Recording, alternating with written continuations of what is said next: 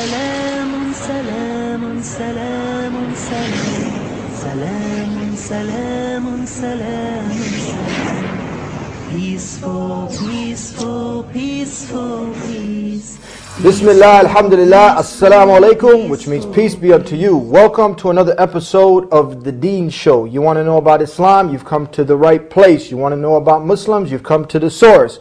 Our next guest is the author of some very unique books. We're going to be talking to him. We're going to be talking about how he came to Islam. Sit tight, you don't want to go nowhere with our next guest coming up, Dr. Brown. We'll be right back on The Deen Show. Salam, salam, salam, salam, salam, salam, salam, salam, salam, peaceful, peaceful, peaceful, peace, peaceful, peaceful, peaceful, peace. Assalamu alaikum. Wa alaikum assalam wa rahmatullahi wa barakatuh. Dr. Brown, thank you for being with us on The Deen Show. It's a treat. My pleasure. Dr. Brown or Officer Brown? No, Dr. Brown. Okay. Yeah. So the people, our audience, just got to read a little bit about you. Why don't you just briefly tell us, they got to see that you had graduated, you're a doctor, you were an officer, a retired major in the Air Force, is this correct? Tell us a little bit about this. Well, I don't know if you really can say retired, because that, in most people's minds, means that they spent 20 years in the military. Yeah. I was 16 years, 8 years in active reserves and 8 years active duty.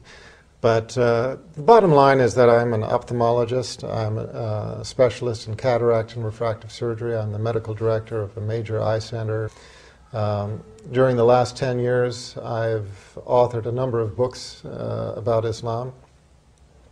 I first became Muslim about 14 years ago, and in the first few years, it was just accelerated learning.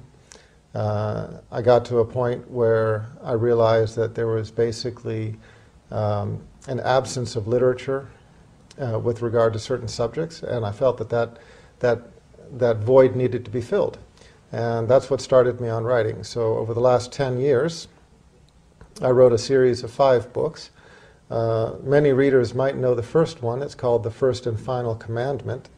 However, I have now rewritten that into 2 books. One is called Misguided, and the other is called Guided. Those are basically volumes 1 and volumes 2 of The First and Final Commandment. The latest book, the one I'm most excited about, is The Eighth Scroll. And the reason that I'm excited, and I feel others should be as well, is that that's actually an action adventure. It's a novel, and it's a very exciting, very fast-paced book, and it's a book that people will read because they enjoy it, but at the same time they'll take home a deeper message. So that's about it. Let's talk about, people are excited, because you mentioned the word excited. I'm sure they're excited to hear how you came to Islam. Talk about this, talk about your past religious experiences and what led you to Islam. Sure. Actually, you know, it's kind of a fun topic for me, because most people assume that I was Christian before I became Muslim. Mm-hmm. And I have to correct them. I have to tell them no.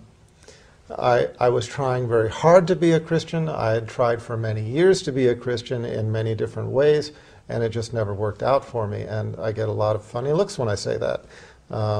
But the bottom line is that what happened was that I started on a spiritual search about 19 years ago. I had a daughter who was born with what's called a coarctation of the aorta. It's a lethal problem, meaning that a child born with this condition most often dies, and they usually die in a particularly bad way, meaning that they have open heart surgery, and then a few years later they repeat the open heart surgery, and then a few years later they repeat it. As the child is growing, they have to increase the size of the graft, and in the end these children die. So this was the first time when I got the news of her condition. This is the first time in my